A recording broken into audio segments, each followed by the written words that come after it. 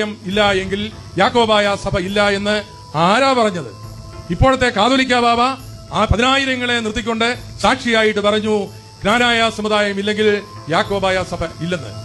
പ്രിയമുള്ളവരെ, ജ്ഞാനായ സമുദായം ഇല്ലെങ്കിൽ യാക്കോബായ സഭ ഇല്ലല്ലോ. ആ കാതോലിക്ക ബാബ തിരുമേനിയോട് എനിക്ക് പറയുവാനുള്ളത്, ഞങ്ങൾ കൂടെ നിൽക്കും.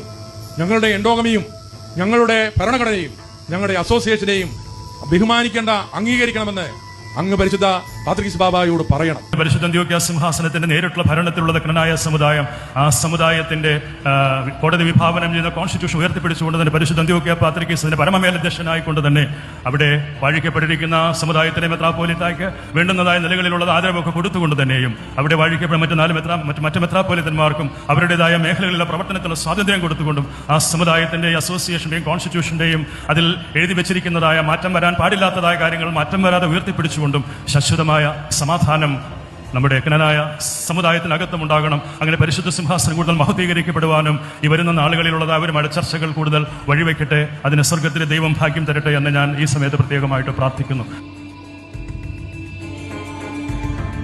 കഴിഞ്ഞ ദിവസം ഒരു സർവമത സമ്മേളനത്തിന് പോയപ്പോൾ അവിടെ ചെന്നപ്പോൾ പലരും ഇരിപ്പുണ്ട്.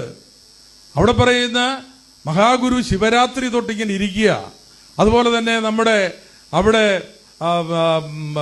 ഇവിടെ SNDPയുടെ സ്വാമിമാര്, അതുപോലെ മർത്തോമാ സഭയുടേത്, ഓർത്തഡോക്സ് സഭയുടെ.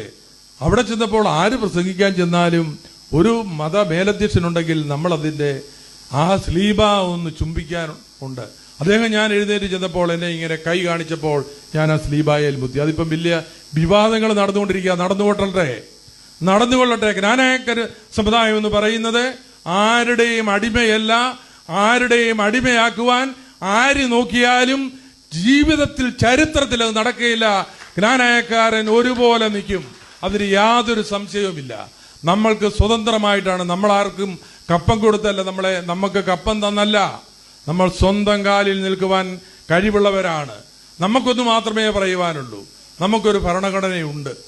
ആ ഭരണഘടന അംഗീകരിച്ചേ മതിയാവൂ. സുപ്രീം കോടതി അംഗീകരിച്ചു തന്ന ഭരണഘടനയും ജ്ഞാനായ അസോസിയേഷനും. ആ അസോസിയേഷൻ ഇല്ലെങ്കിൽ ജ്ഞാനായ സമുദായത്തിൽ ഒരു മെത്രാപ്പോലിത്ത പോലും ഉണ്ടാകുകയില്ല. ആ അസോസിയേഷൻ ഇല്ലെങ്കിൽ ജ്ഞാനായ കമ്മിറ്റി ഉണ്ടാകുകയില്ല. ആ അസോസിയേഷൻ ഇല്ലെങ്കിൽ ഇവിടുത്തെ ദേവാലയങ്ങൾ പോലും ഉണ്ടാകുകയില്ല. അതാണ് പരമോന്നത ബോഡി.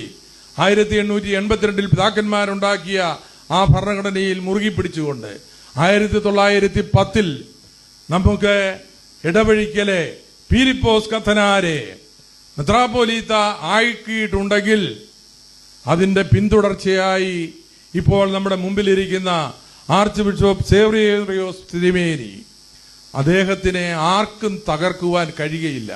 ഈ ജനമൊന്ന് ജീവനോടെ ഇരുന്നാൽ അതിന് എന്തെങ്കിലും മനസ്സിലാരെയും കണക്ക് കൂട്ടിയിട്ടുണ്ടെങ്കിൽ അത് കയ്യിൽ തന്നെ വെച്ചോ.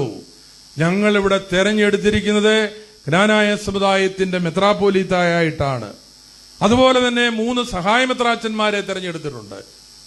അവര് സഹായ മെത്രാച്ചന്മാരായിട്ട് തന്നെ നിലനിന്നാൽ തീർച്ചയായിട്ടും അവരെ ഞങ്ങൾ ബഹുമാനിക്കും. ഞങ്ങൾ കൈവെള്ളയിൽ കൊണ്ടു നടക്കും. ഒരുമിച്ച് പോകാൻ നമുക്ക് നിങ്ങളെ എന്താക്കിയിട്ടുണ്ടോ അതേ രീതിയിൽ തന്നെ മുൻപോട്ട് പോകണം. അതിനിടയിൽ ആരെങ്കിലും പറയുന്നത് കേട്ട് ഞാൻ സമത്തിന് സമമാണ്, ഒപ്പത്തിനൊപ്പമാണെന്ന് പറഞ്ഞാൽ ജ്ഞാനായ ജനം ഒരിക്കലും സമ്മതിക്കുവാൻ പോകുന്നില്ല എന്ന് ഇവിടെ ഉറക്കെ ജ്ഞാനായ കമ്മിറ്റിക്ക് വേണ്ടി ഞാനിവിടെ ആഹ്വാനം ചെയ്യുകയാണ്. പ്രിയപ്പെട്ടവരെ, നമുക്ക് ഒറ്റക്കെട്ടായിട്ട് നിൽക്കാം. ഇപ്പൊ കഴിഞ്ഞ ദിവസം നിങ്ങൾ കേട്ടല്ലോ, ജ്ഞാനായ സമുദായം ഇല്ല എങ്കിൽ യാക്കോബായ സഭ ഇല്ല എന്ന് ആരാ പറഞ്ഞത്? ഇപ്പോഴത്തെ കാതോലിക്ക ബാബ ആ 10,000 നിർത്തിക്കൊണ്ട് സാക്ഷിയായിട്ട് പറഞ്ഞു, ജ്ഞാനായ സമുദായം ഇല്ലെങ്കിൽ യാക്കോബായ സഭ ഇല്ലെന്ന്. ആ കാതോലിക്ക ബാബ തിരുമേനിയോട് എനിക്ക് പറയുവാനുള്ളത്, ഞങ്ങൾ കൂടെ നിൽക്കും. ഞങ്ങളുടെ എൻഡോഗമിയും ഞങ്ങളുടെ ഭരണഘടനയും ഞങ്ങളുടെ അസോസിയേഷനെയും ബഹുമാനിക്കേണ്ട, അംഗീകരിക്കണമെന്ന് അങ്ങ് പരിശുദ്ധ പാത്രികീസ് ബാബായോട് പറയണം. അത് മാത്രമേ എനിക്കുള്ളൂ. ഞങ്ങളെല്ലാത്തിനും വിട്ടുവീഴ്ചകൾക്ക് തയ്യാറാണ്. ഭരണഘടനയ്ക്കുള്ളിൽ നിന്നുകൊണ്ട് എന്ത് വിട്ടുവീഴ്ചകൾക്കും തയ്യാറാണ്.